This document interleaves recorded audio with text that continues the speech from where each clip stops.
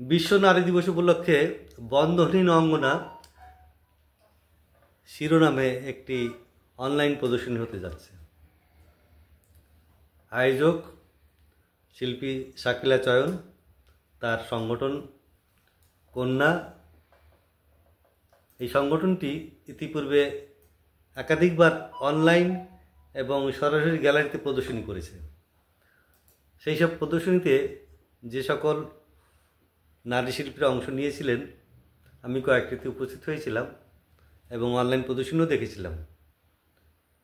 প্রদর্শনীর মান, শিল্পের মান আমাকে মুগ্ধ করেছে।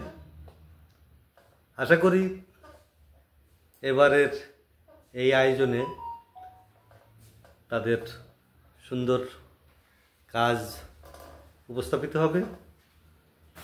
আমি এই প্রদর্শনীর সার্বিক সাফল্য কামনা করি।